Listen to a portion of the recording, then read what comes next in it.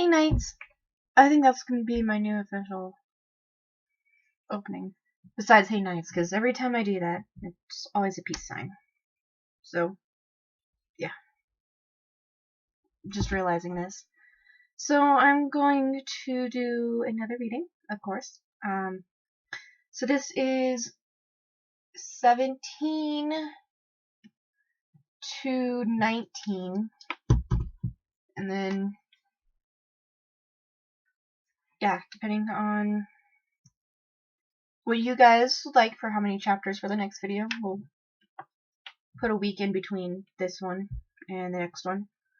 And I'll do that many chapters if you guys put it in the comments.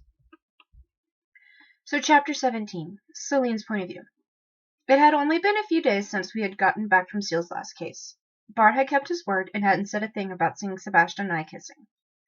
I hadn't seen any of the others but Seal since Sebastian had put that ring on my finger.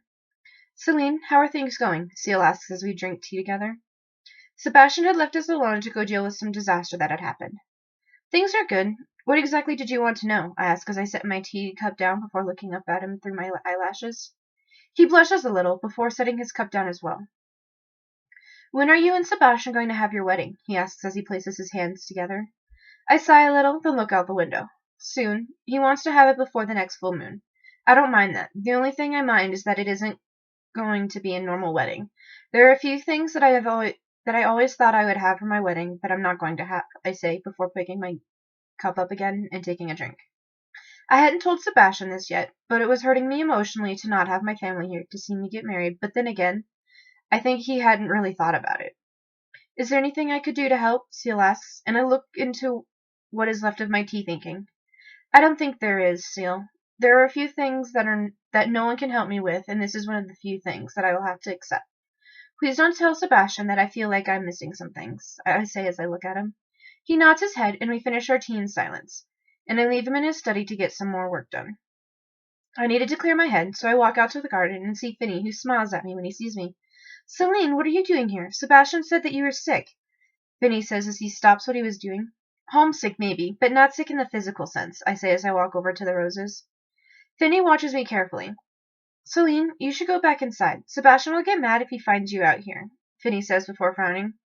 I sigh and shake my head. I turn quickly and walk swiftly away from him and around to the front of the manor. I was really mad that Sebastian had lied to the others, saying I was sick to keep them from me. I was really mad at him, so as I walked to the back again, I checked to see if Finny is still there, which he wasn't. I was happy for that, and took the chance to walk quietly to the maze. It was nice in here, and I walked for a while until coming up to a bench and sitting on it before looking up at the sky. I close my eyes and think about what my brother might be thinking or doing.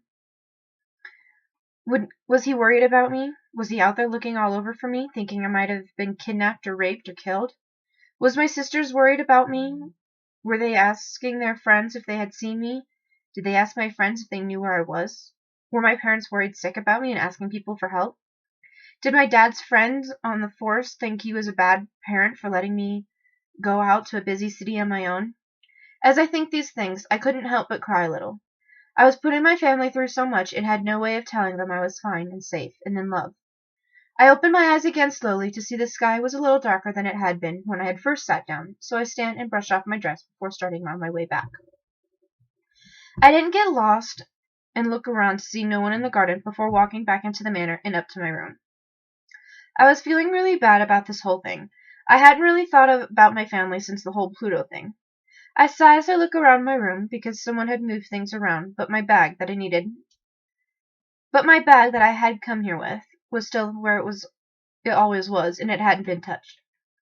I knew that because of the dust that was around it and on it. Who would have done this to my room? I think as I clean up the best I can. Once my room was clean, I pull out a dress and take it with me to the bathroom. I really didn't want to deal with the corset, so if I did take a bath, then I would have to struggle with taking it off and then putting it back on. I sigh and hang the dress in the bathroom, deciding that I would take a bath in the morning, and had my dress picked out before walking back into my room. Sitting on my bed was Pluto, and he runs over to me, knocking me over as he tries to lick me. I give a small squeal and soon feel him being pulled off of me. I look up at Sebastian, who is holding Pluto, and he throws Pluto out of my room before turning to look at me. Where have you been? He asks as I stand and wipe the drool off my face. I was walking around thinking, I say as I shrug my shoulders before turning back to walk back into the bathroom to wash my face. I had only taken 5 steps before hands were on my waist, pulling me back into strong arms. Sebastian's breath on my neck giving me goosebumps, and my body tenses, waiting for what he was going to do. He kisses my neck, and I shiver a little. What were you thinking about? He asks as his lips gently brush my neck. I don't want to talk about it, I say before trying to pull away from him, but his hold tightens on me. Celine, please tell me, he says before he starts to choke kisses up and down my neck until he finds a sensitive spot on my neck. I moan a little, and he kisses that spot harder before pulling away a little. Tell me, he says in a husky voice. I try pulling away again, but he wouldn't let me go, and I give a small cry of frustration. Sebastian, I don't want to talk about it, I say as tears start to fall. I was soon spun around, and Sebastian gently kissing my cheeks, as well as licking up the tears that were falling. I'm sorry. Please don't cry, my lady, he says before hugging me. Once I stopped crying, he lets me go, and I walk over to my bed before sitting on it. Will you tell me what is wrong? Did I do something wrong? Sebastian asks as he kneels in front of me. I sigh a little before patting the bed, an unspoken sign for him to sit by me. He stands up and sits by me before putting an arm around me. You were asking me about what I was thinking. Do you really want to know, or are you just asking because you feel the need to ask? I say as I look at him. His eyes hold pain and confusion. I really want to know. Celine, I care about you. I love you, and if something is wrong, I want to know so I can try to make it better, Sebastian says before he pulls me into a side hug. I sigh a little now, feeling a little better than I had in a few days. I was thinking about my family. Sebastian, with the wedding happening, I started thinking more about my family and what they might be doing. I'm worried my older brother and sister might be worried sick about me, seeing as how they raised me. My little sister might miss me because I'm the one who is taking care of her. I think the person who might have it worse because I went missing is my dad. I say, but let the sentence hang as I look at the ground, not really wanting to look at him, because if I did right now, I would cry. Sebastian sighs, then gently rubs my back before picking me up and putting me in his lap. My lady, I'm sorry. I didn't think asking you to marry me would cause you to worry so much about your family, he says as he runs his finger through my hair. He didn't wear his gloves when he was around me, and I put makeup on my tattoo when I went out on cases with Seal, or just out in general. We sit there for a few minutes until he sighs and pulls me closer to himself. I love you, Celine, and I hope that there is something I can do to help you get through this bout of homesickness that you are having, Sebastian whispers. I sigh and shake my head a little to clear it of my sad thoughts. I don't know what can help. I miss my family, I say before tears start to fall again. Sebastian pulls me closer to him, and I cry harder. I don't know how long I was sitting there crying, but my bedroom door opens and Sebastian shields me from whoever had just come in. Celine, did you get hurt? Seal asks, and I feel a warm hand on my cheek. I take a shaky breath and look at him through tears that were still falling. She isn't hurt, young master. She misses her family, Sebastian says before his fingers gently tug on my hair, calming me down a little. I stopped crying after a few minutes of Seal and Sebastian telling me calming things, and once I was down to sniffling, I could feel something cleaning my face. Sebastian's handkerchief was soon pulled off my face, and I felt really tired now. I leaned my head on Sebastian's shoulder and closed my eyes before drifting off. Sebastian's point of view. Celine had gone missing for a few hours, and the last person to see her was Finny. I had been really mad at her and finally got Pluto to help me find her. That was how her room ended up a mess, and he pulled me around the house and out to the garden. I sigh as I follow him around, not sure what Celine had been thinking. After a few minutes outside, Pluto runs back into the manor and up to Celine's room before sitting on her bed. I shake my head, thinking it was a mistake using him, until he jumps off the bed at something that was coming from the bathroom. I pull Pluto off and look down at Celine, who was on the floor, before throwing Pluto out of the room.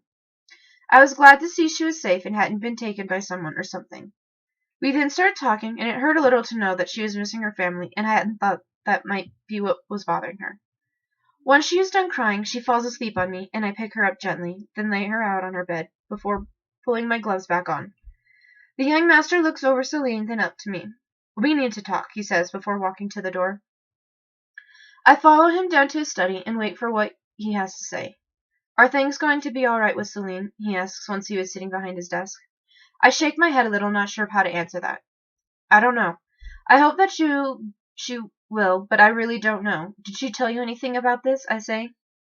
He looks up at me a little guiltily, then looks away. She said that she felt like some things were missing for your wedding, the young master says as he looks around the room. Missing? I ask, thinking hard if she had said anything about feeling like something was missing when we talk about our wedding.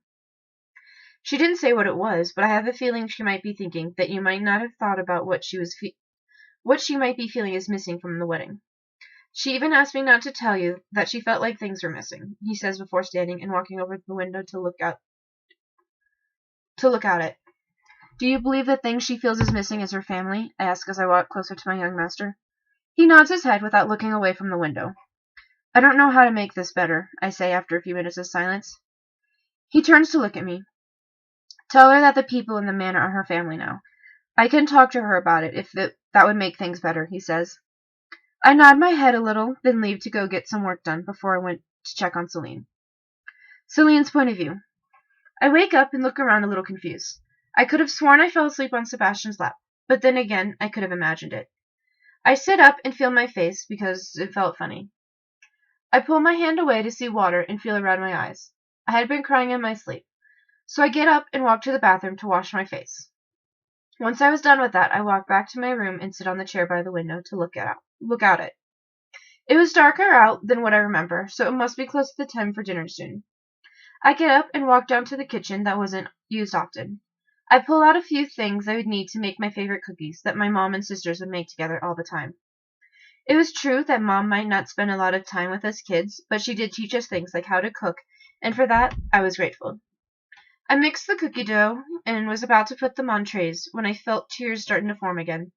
I blinked them away quickly before putting the dough on the trays and the trays in the oven. It would take about 15 or 20 minutes, so I pull out cooling racks and then take a small amount of dough before eating it. I know I shouldn't eat the dough, but it was always my favorite part of making cookies with my family. The cookies were soon done, and I pulled them out before putting in the next batch. I had made a lot of dough, more than I would ever eat by myself. Once all the cookies were done and cooling, I pick up one from the first batch and eat it before cleaning up the mess I had made. I was cleaning. I could hear footsteps coming into the kitchen. What smells so good? Did Sebastian make sweets in here? Finny asks. I don't know, but if he did, we might not get any, Bard says. The talking stops and I turn to see them standing by the plate of cookies, looking at them in confusion. I sigh, which makes them look at me, then they look back at the cookies. I shake my head as I walk over to them and pick a cookie off the plate before eating it. Celine, you shouldn't eat that. Sebastian will be mad if you eat the sweets he made for the young master, Bard says. Mayrin was now in the kitchen with the other two. It's a good thing Sebastian didn't make them then, isn't it? I can't eat all of these by myself.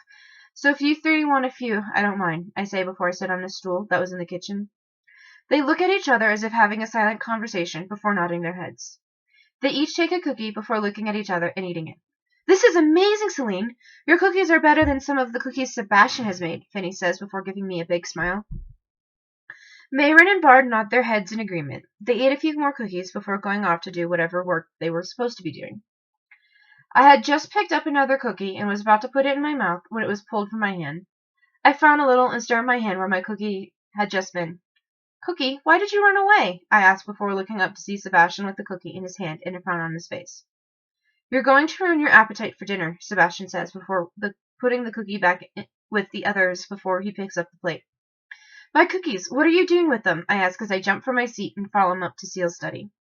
Keeping them from you, Sebastian says before walking into Seal's study and over to Seal. Seal looks up at us, then at the plate in Sebastian's hand. Sweets before dinner?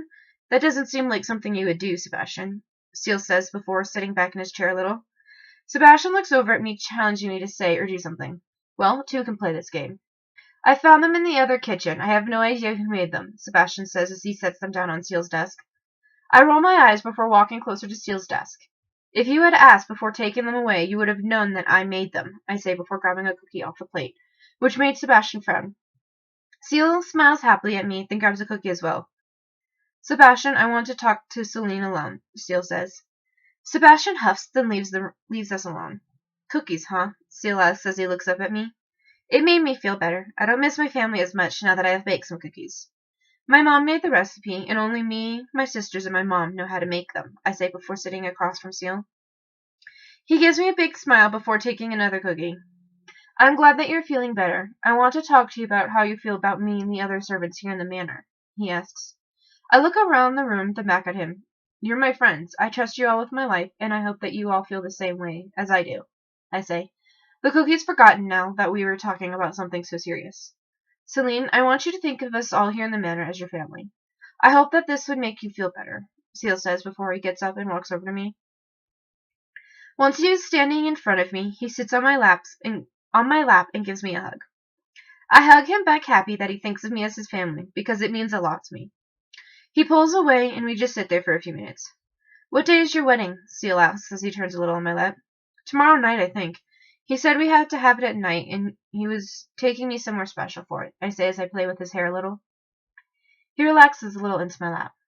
Your cookies are really good. I hope you make them more often, Seal says before getting off my lap. I smile at him, and Sebastian walks into the room, looking at my poor cookies like they had hurt him, before looking at the two of us.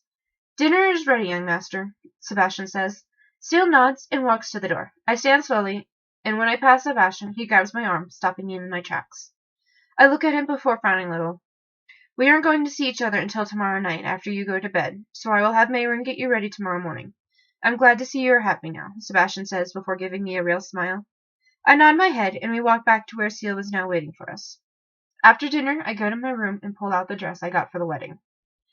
I couldn't wait to wear it tomorrow. Sebastian didn't know about it. It was a black wedding dress with blood-red roses all over the bottom of it, and I would look like a Gothic princess in it. I had put the dress back because there was a knock on my bedroom door, and if it was Sebastian, I didn't want him to see my dress. I walk quickly over to the door, and there is Sebastian, who lets himself into my room. My lady, I'm glad you're feeling better. I was thinking we could have the wedding tonight, if that is what you wish, Sebastian says as he holds my hand in his. He looks like he was trying to hide something from me, and I didn't like it. What happened, Sebastian? You can tell me anything, I say as I pull one of my hands free and gently run my fingers over his jaw, which he leans into. I was told that the young master would be getting a case tomorrow, and I thought that it would get in the way of our plans. If we change now and leave, then we could be married before his mission, Sebastian says before he leans in and kisses my cheek. I give him a smile and nod my head, which makes him smile widely at me. You have an hour to get ready before we leave, Sebastian says before he kisses my cheek and leaving me alone to get ready for our wedding. I pull on my dress as soon as he was gone and start to change. It didn't take me long to change dresses and do a little makeup before being ready to go. There was a knock on the door, and I rush over to it before pulling it open. Sebastian was there, and he looked handsome in his nice new clothes. I blush a little when he looks me up and down with a hungry look in his eyes. He holds out his hand for me, and I take it, letting him lead me out of the manor and out into the forest. Hold on to me tightly, my lady, he says as he wraps his arms around me. I hold on to him like my life depended on it, and close my eyes when he jumps high into the air. Once we land, he lets me go and gently lifts my face. Open your eyes, he says. I do as he tells me and gasp when I see the beautiful, haunted-looking forest we were in. Sebastian's point of view. Celine was breathtaking in her wedding dress, and I couldn't wait to have her as my wife. She was looking around the place I had taken us. It was a place I had found a long time ago that I decided I would hold my wedding if I ever did have one. Who would have thought that a demon would marry a human girl? I never thought I would end up with a human girl, and if other demons found out about this, then they might come after Celine, so I'd have to change her as soon as I could. Are you ready to begin? I ask as I gently grab her hand, making her look at me. Yes, I am, she says, a giant smile on her face. I hadn't told her what our wedding would be like, because it wasn't like any human wedding I'd ever been to. I lead her over to a large stone that looks like a table, and I'd set up everything we would need on it. We were now over at the stone, and she looked over the things set up before looking at me. It will be fine, my lady, I say in a soothing voice, and she nods her head. I put both rings on the table, and she smiles when she sees them before I pick up a small knife that was there. This will only hurt for a moment, I say before taking her left hand and slicing her palm. The blood drips into the cup that was waiting. I hand her the knife and hold out my left hand for her. She looks at it, then at me. Cut open my hand like I did to you, I say, and she nods her head before copying what I had done. It didn't take long for our blood to mix in the cup, and I take her hand before licking it to stop the bleeding. She shivers at my touch, and once the bleeding had stopped, I start the next part.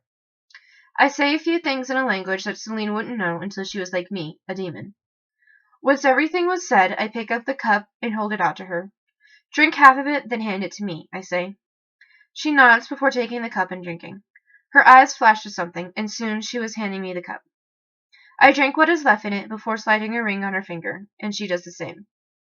I pull her to me and kiss her deeply, feeling the blood in our mouths still mixing in our kiss. When I pull back, her lips were red from drinking the blood and a little swollen from the kiss. I love you, I say in a husky voice before leaning in and kissing her again. When I pull away, she was breathless, and I knew that it was soon time to finish our wedding. I love you too, she says in a breathless voice that makes my heart skip a beat, and I pull her closer. It's time to finish our wedding, my lady, I say before kissing her up and down her neck until I find that one spot where she whimpers a little, before biting down on her. My mark would stay on her for a long time, and once she decides to become a demon, her mark would stay on me. I could feel her start to go limp in my arms, and I knew that this would happen. The female demons always fall limp in their husband's arms after the marking, and I had a feeling that Celine would as well. She would be asleep for an hour or two, at most, before we spend our first night together as a married couple. I lay her gently on the ground as I clean and pack up all the things we had used before picking her up and taking her home. Once back at the manor, I take Celine to my room and lay her on the bed. She was still asleep, and I went to go check on the young master. He was still asleep in his room, and I gave a small smile before heading back to my room and laying on the bed by Celine. Seal's point of view. I get up in the middle of the night because of a nightmare. I get out of my bed and walk quickly to Sebastian's room, but stop before knocking. What were those sounds? I back away from his door, then rush to Celine's room and walking in there thinking she would help me by talking through the dream with me. But she wasn't in her bed, and I frown a little because she should be here unless she was with Sebastian. I shake my head and go back to my room before getting back in my bed. I lay there looking out the window until I fall back into an uneasy sleep.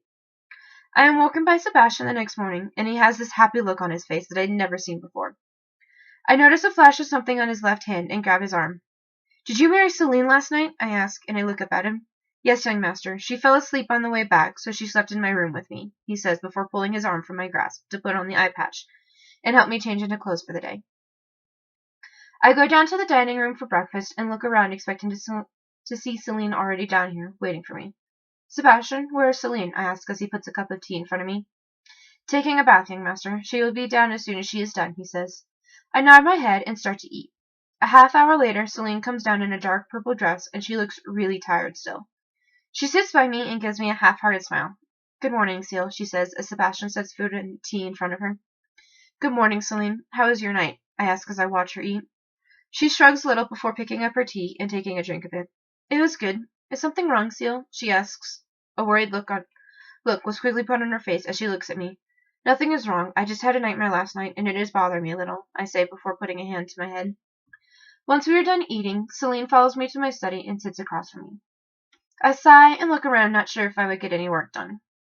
Want to talk about it? Celine asks as she leans forward to a concerned look on her eyes. I sigh, not sure if I should tell her about it or not. I stand and walk over to her before sitting on her lap. It was bad. I saw you getting killed, and I tried to save you, but I couldn't get to you. Sebastian was gone, and I was the only one who could have helped you, but you died. I'm sorry, I say as I lay my head on her shoulder. She gently runs her finger through my hair before hugging me to her. Was I trying to keep you safe? She asks, and I look up into her eyes. I nod my head, not being able to find my voice without crying. If I did it to keep you safe, then it was a good death. Seal, sometimes dreams try to tell you something bad is going to happen, soon in an odd way. Now that you have seen that, you can try to figure out what your dream was really trying to tell you, she says. We sit there in silence for a few minutes before I get off her lap, before turning to look at her. Let's go down to the kitchen to see what kind of sweets Sebastian is going to make with tea today, I say as I hold out my hand to her, which she stands and takes, letting me pull her to the kitchen. Chapter 18. Celine's point of view. I let Seal pull me down to the kitchen, but I freeze when we walk in. Sitting there was Ash, and he was drinking tea with tonica. Seal, Ash, and Sebastian start to talk, and when he was done, Ash looks over at me before giving me a smile. I look away from him quickly and want to run from him just to go puke or something. That man was scary, no matter what anyone said. Once he was gone, Seal and Sebastian started to talk about the case, and neither one of them noticed me slipping away and up to my room. Once I was alone, I sank to the floor and shake as I try to calm down. He isn't here anymore. He can't do anything to hurt me. He isn't in here anymore. He can't do anything to hurt me. I think over and over again, letting the shaking stop. I jump out of my skin when the door opens behind me, and I back away from the door.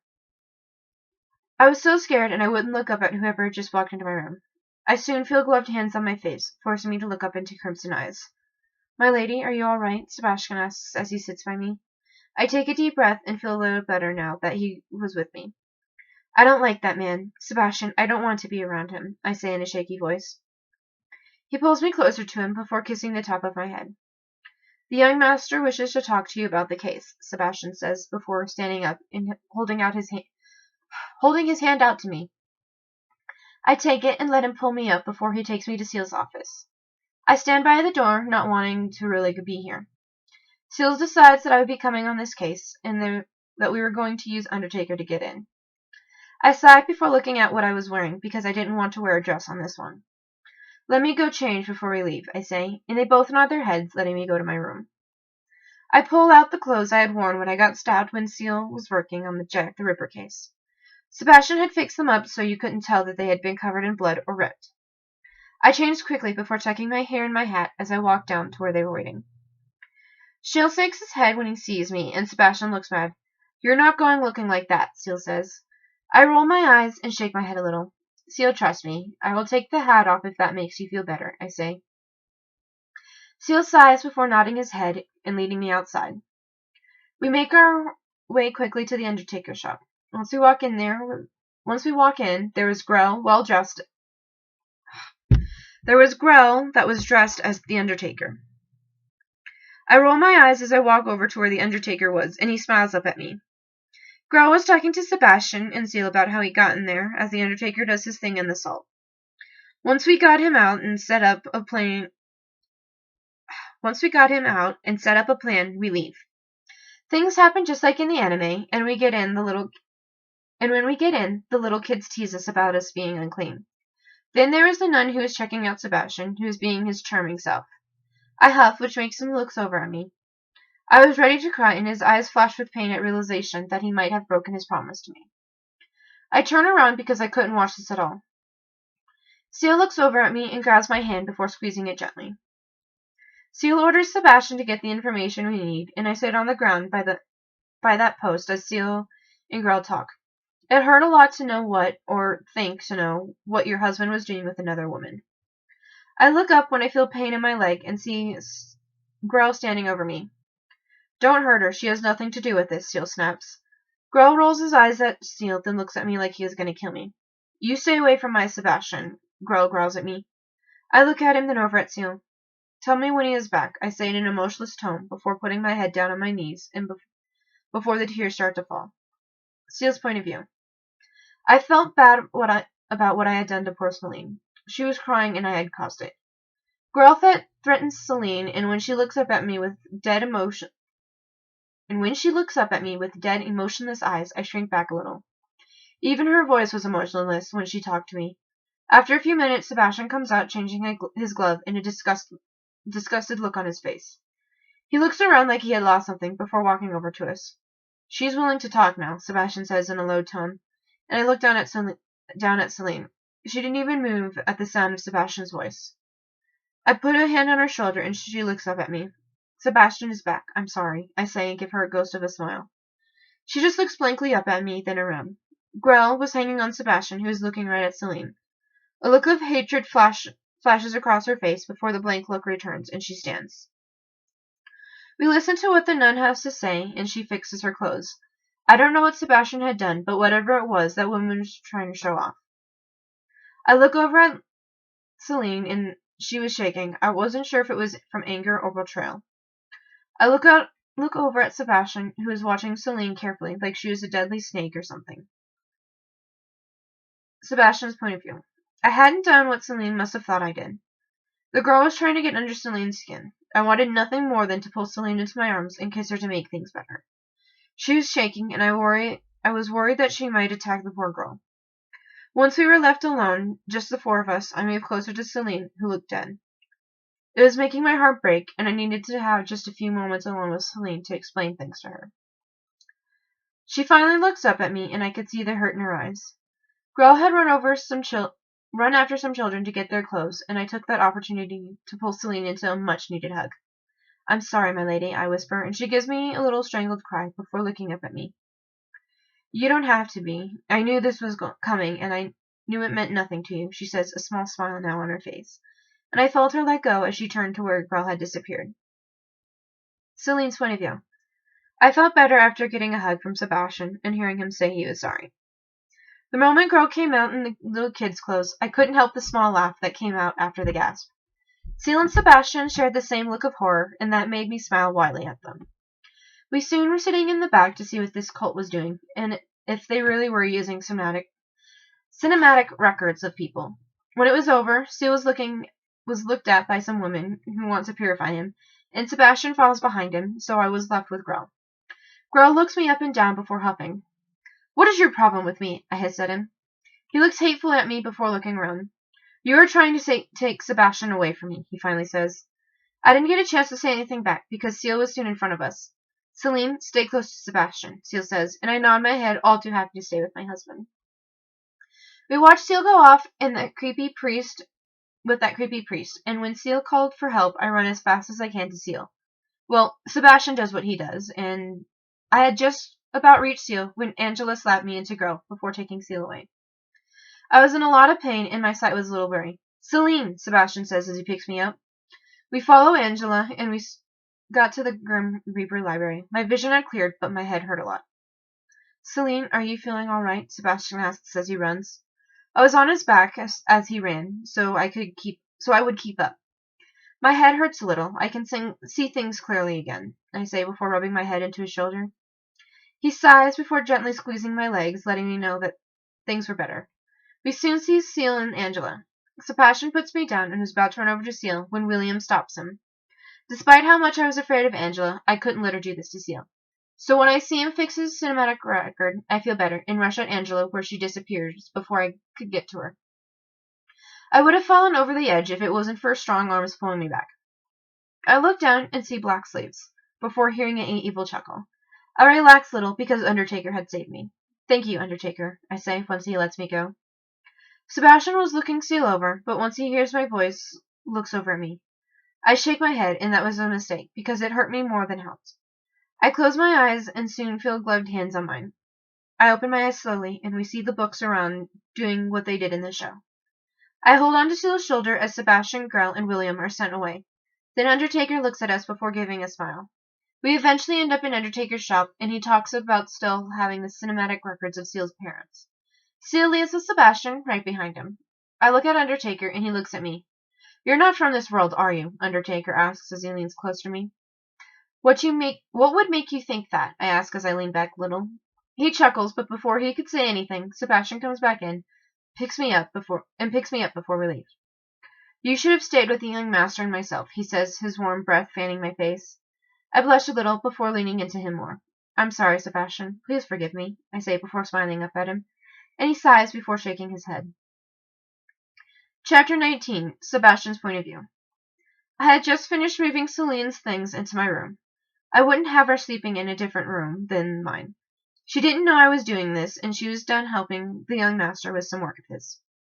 I would have to talk to Celine about what she had done wrong on the last case. I was afraid that she would have died or gotten hurt when she went after that angel. What was she thinking when she charged at that angel? I sigh as I put her last dress away before looking around my room. It was dark in here, and I would have to lighten things up for Celine when she was getting ready for bed later tonight. There was a crash from down the hallway where Celine's room had been. I walked quickly there, thinking Celine had seen her room empty and broke something. But I find Finny, Bard, and Mayrin standing there, looking around her room. "We have to tell the young master," Mayrin says in a high-pitched voice. They are running around with panicked looks on their face. I watch them for a few more minutes, until making a small noise that makes them all stop. "What do you three think you're doing?" I ask before looking at each of them.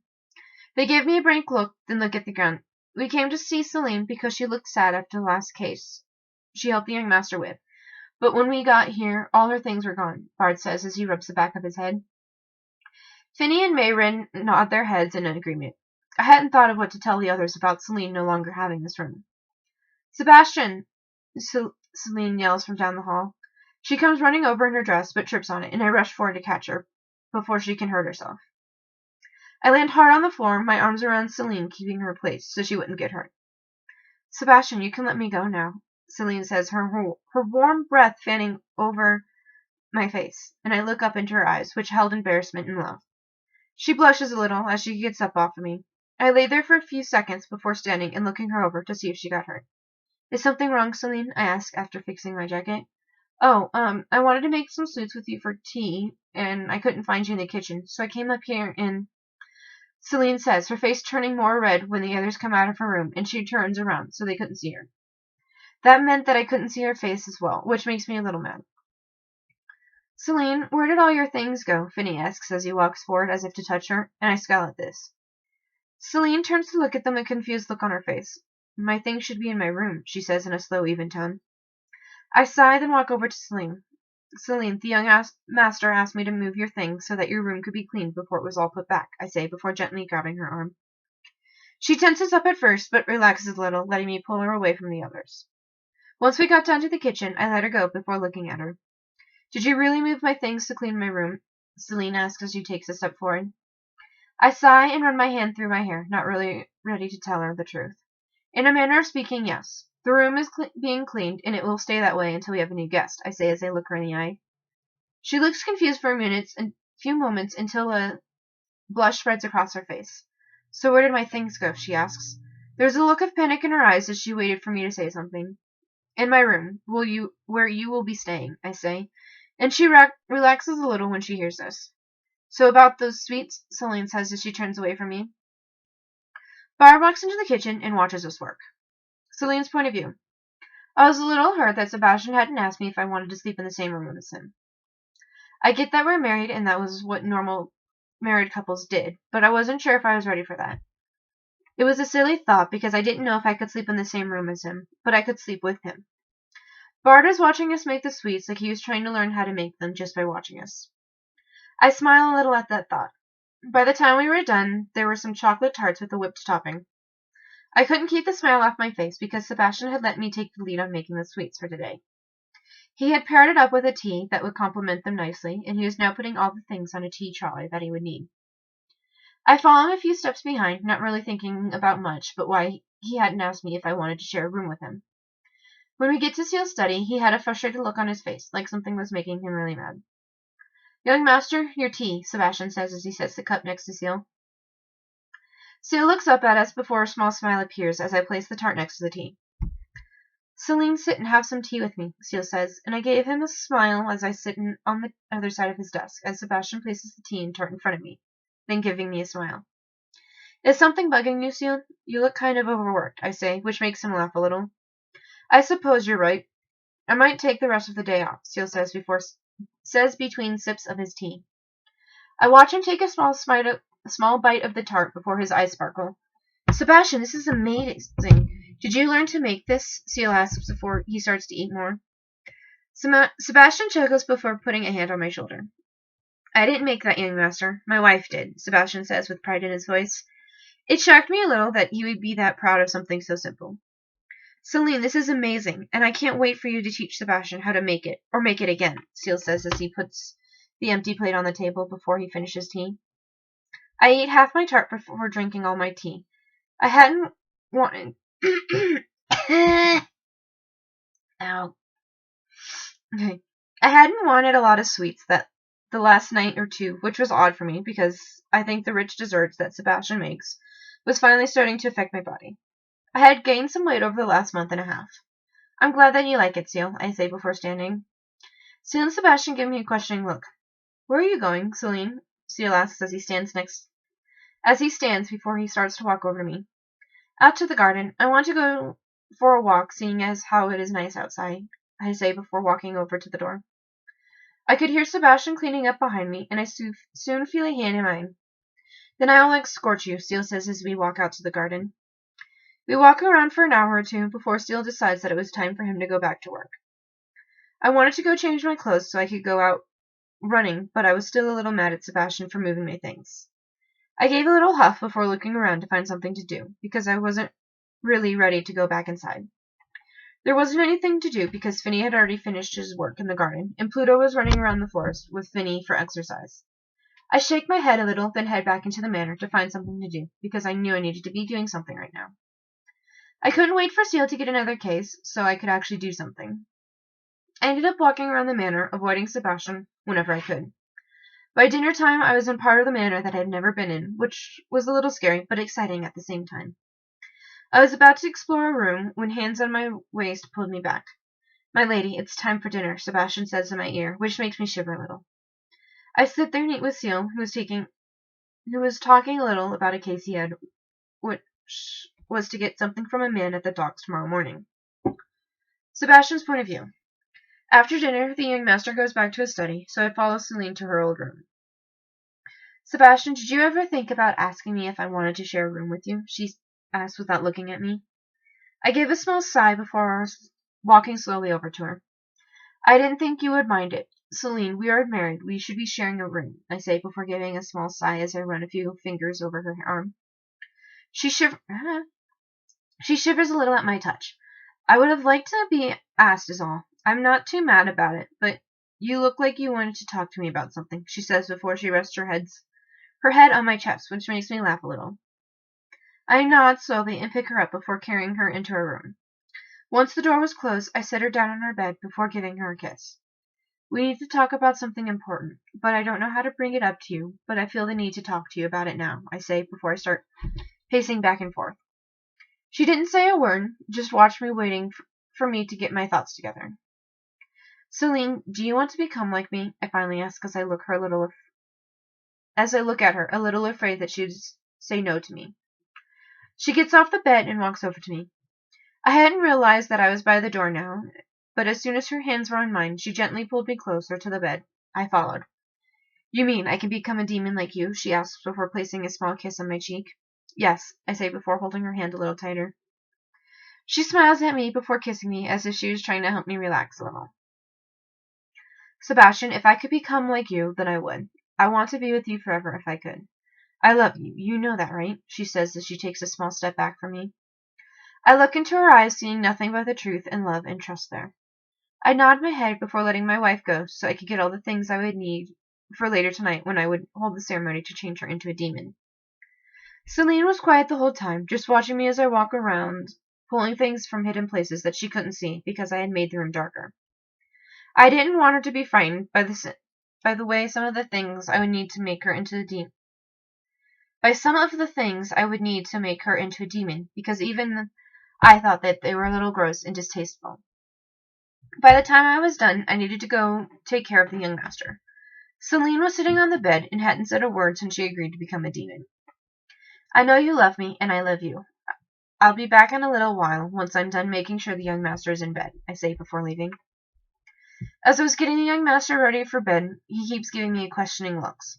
"Sebastian, is something wrong?" he finally asks, and I look into his eyes. "What do you mean, young master?" I ask, not really sure what he would find wrong with what I had done hundreds of times before. Seal shakes his head before looking around the room. "You seem distressed, like something is bothering you," Seal says before laying down in bed.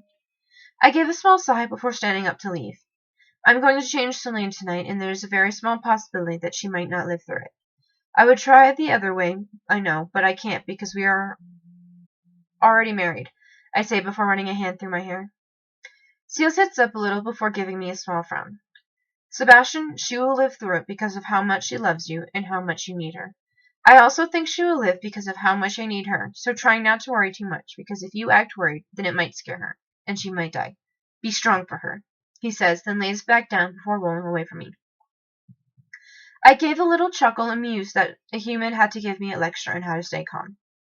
I take a deep breath before opening my bedroom door, then looking around for Celine. She was still laying on the bed, and I walked over to her before leaning over her gently and pressing my lips to hers. Celine's eyes pop open before kissing me back harder. I pull away before looking at my very red-faced wife, before giving a small chuckle. "Ready to go, my lady?" I ask as I walk over to where the basket of things I needed was sitting. "As ready as I can be," her soft voice says.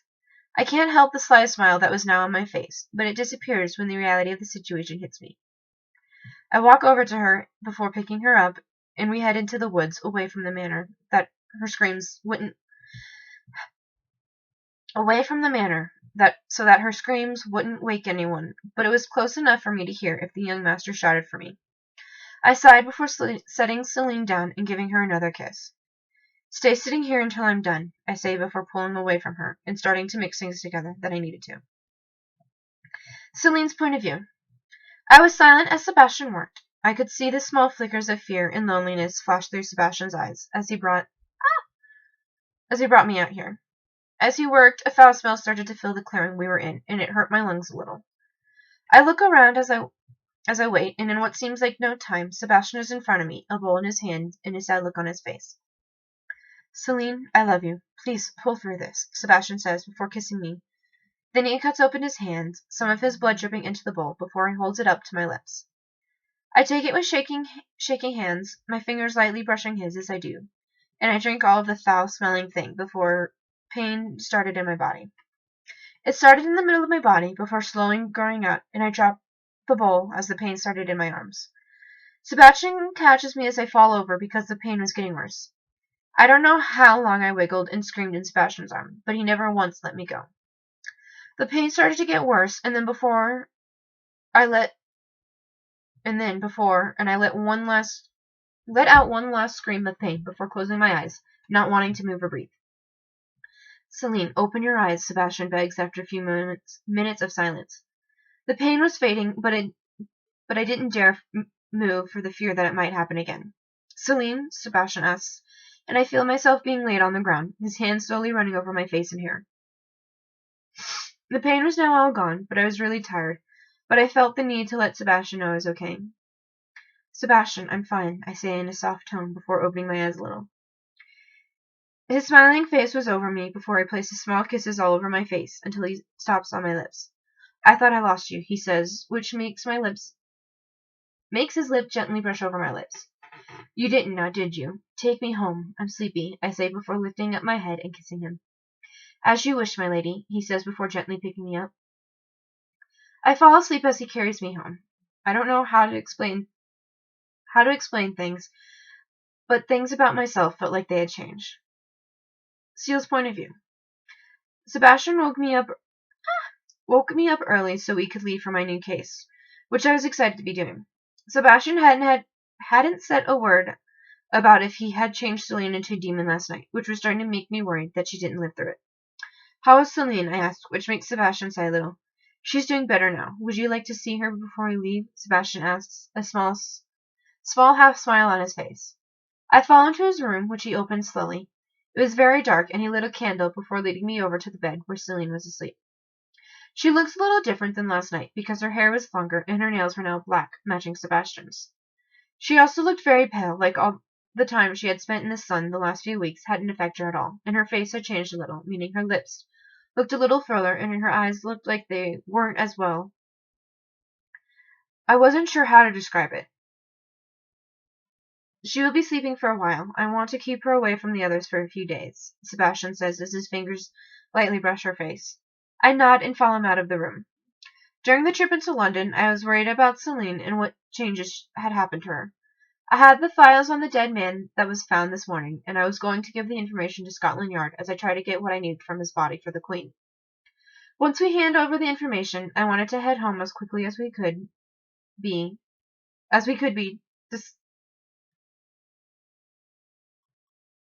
but decided that Lou might know something, seeing as how he should have some kind of information I might need. I could tell that Sebastian wanted to go home as much as I did, but he understood the importance of my work, so he didn't suggest heading home. I thought back on the task with Ash this morning because he was the one who told us about this case. And the whole time he was talking, he kept looking around quickly as if looking for someone. It was what he asked after his silent threat against me that bothered me a little. Flashback. The Queen would like to meet the girl who has been helping you in a few of your cases. I would like to talk with her now, if that is all right, Ash says. Sebastian stiffens where he was standing, as if not wanting to let him anywhere near Celine. I would let you meet her, but she is sick at the moment. She caught a cold the other day after staying out in the cool weather too long the other day, I say, covering for her. In truth, Sebastian had told me all about the changes that would be happening to her. Well then, perhaps you could tell me a little about her, like what her name is and where she came from. How long she has been working with you. Things like that. The Queen would like to know. Ash says before sitting back a little. I sit forward a little before playing my hands together on my knee. I would like to know why the Queen is so interested in who I have helping me in my work, I say before looking in my eyes. He huffs a little before shaking his head and taking another bite of the dessert that Sebastian had made to go with tea. Security. The Queen needed to be able to trust the people working for her, and if she can't trust your judgment on this girl, how can she trust you to do the right thing? Ash says before looking me over, then his eyes flashing to Sebastian.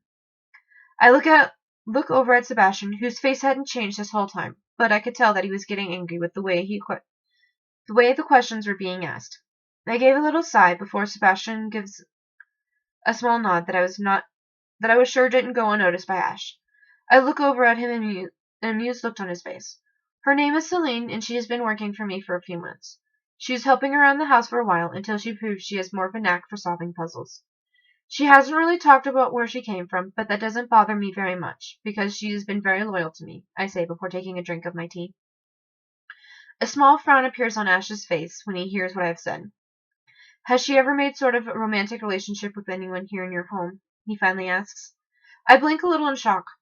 Not that I know of. She is a very quiet girl when she's around the others, and only talked of around a few people.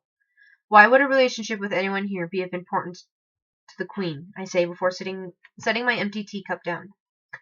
I motion for Sebastian to come over and refill it for me, which he does. I suppose you're right. That really isn't of any importance to the Queen. I guess that was just my curiosity getting the better of me. I should go now so that you can get to work on your case, he says before standing. Once he was gone, Sebastian scowls at the door as if Ash could see it. End flashback. I shake my head a little before starting to talk with Sebastian once again. Once at Lou's place, I was a little sickened by the smell of the place. I didn't enjoy Lou's cryptic saying and was glad to be leaving the smoke-filled room that we were standing in at the moment. It was a little disturbing to hear that there was a new drug going around, which makes me a little worried. As Lou talked, I was getting more annoyed with him by the minute, and I wanted nothing more than to head home. Celine's point of view. I wake up with a start and look around wanting to have Sebastian with me. He wasn't anywhere in our room. I didn't want to leave the room for small fear of hurting the others or myself. I look around the room only to realize that Sebastian hadn't left any light on in the room, but I could see clearly as if there was a light right next to me.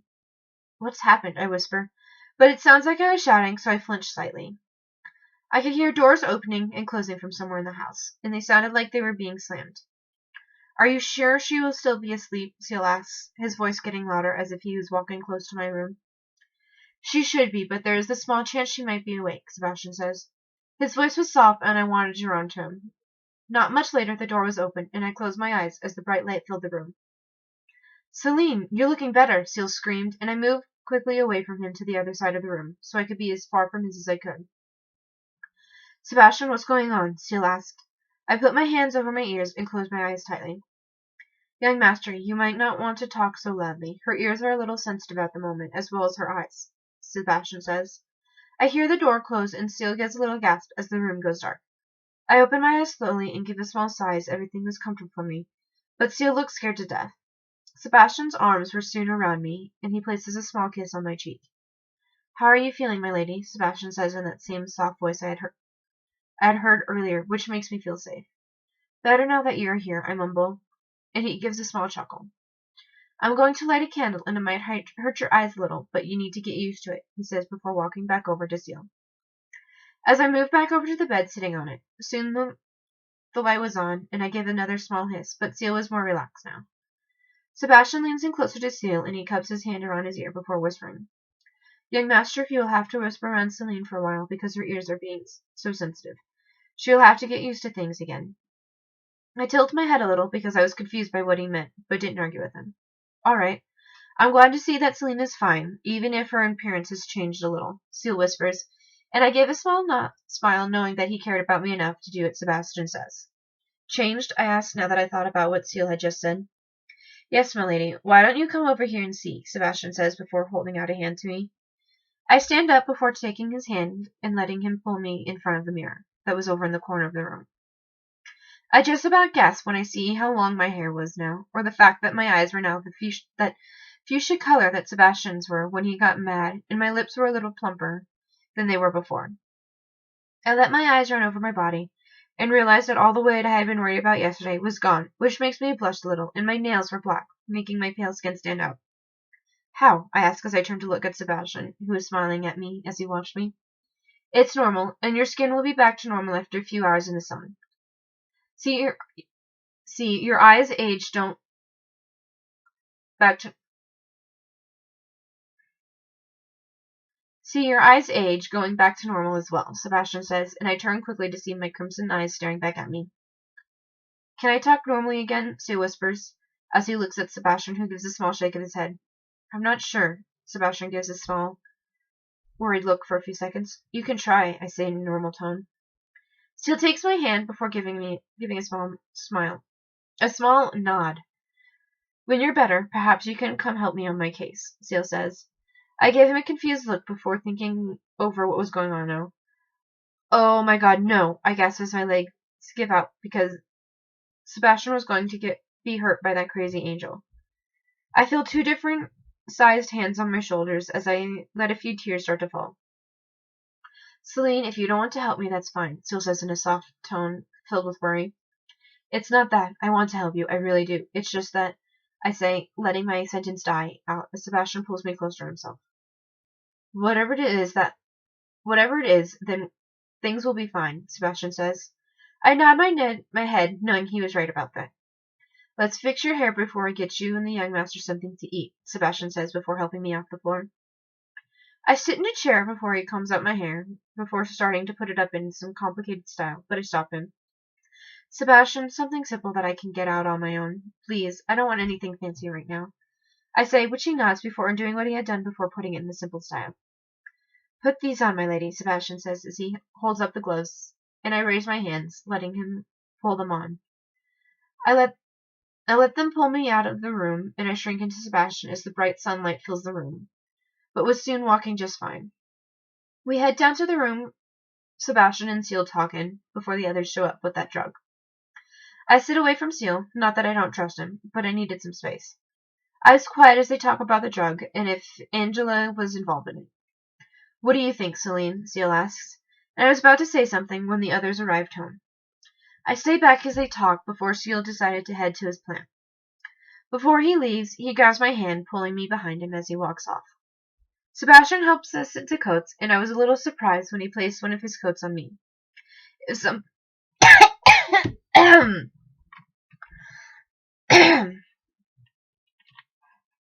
I'm okay. If something happens, stay close to the young master, Sebastian says before giving me a small kiss, then offering me his hand to get into the carriage. Sebastian, don't trust him at all. Don't trust what she says either, I whisper in his ear before getting in, not giving him a chance to ask what I mean. Seal didn't say anything as we were traveling. He just looked me over like he was trying to solve some kind of puzzle that I hadn't asked. Celine, how are you feeling? Seal asks as he leans forward before taking my hand. The same as I always have. I guess my eyes hurt a little, and so do my ears, I say gently, squeezing his hand. He smiles at me before sitting back. Not much later, the carriage was stopped, and I gently held on to my coat, not happy with what was going to happen. Celine, everything will be fine, Seal says before opening the door to find out what is going on. I had to be strong for Seal, and I couldn't lose it by starting to cry yet. Sebastian's point of view. I helped the young master out of the carriage before looking in at Celine, who looks like she wants to start crying soon. Sebastian, help her out, the young master says before looking over his shoulder at her. Celine gets out, and she stands behind Seal, looking around, a little unsure of herself. When Sir Arthur shows up and tells the young master to shut up, Celine gently grabs the young master's shoulder, pulling him back to her a little, before one of her hands gently pulls on mine.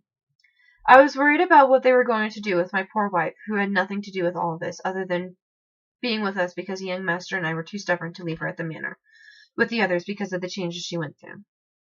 Aberline, who is the girl? Sir Arthur snaps when he sees Celine standing there. I believe she helps all Phantom Hive on cases, Aberline says as he looks Celine over like he was thinking of when he had seen her before. Sir Arthur huffs a little before nodding his head, a glint in his eyes that I didn't like, as his eyes travelled up and down over Celine. I was a little heartbroken to see Celine in chains, but she was being taken away with the young master because she confessed to not knowing about the case, only that we were going to check the warehouse before taking her to see a doctor because she had been sick. The young master gives me an order as we pass, and I couldn't help but smile a little at it. I love you, I whisper as I pass Celine. And I you. Stay strong for me, she whispers back. I didn't know what was going to happen, but I was going to get my wife back as well as my young master. When I see the torture chamber, I couldn't help but let a small smirk come to my lips as I thought of what Celine had told me. I will stay strong for her, no matter what they do to me, because I had her to go back to. Okay, so that was chapter 17 to 19. And if you guys want me to do more than 3 for the next video, please tell me in the comments. Alrighty, peace out, Knights.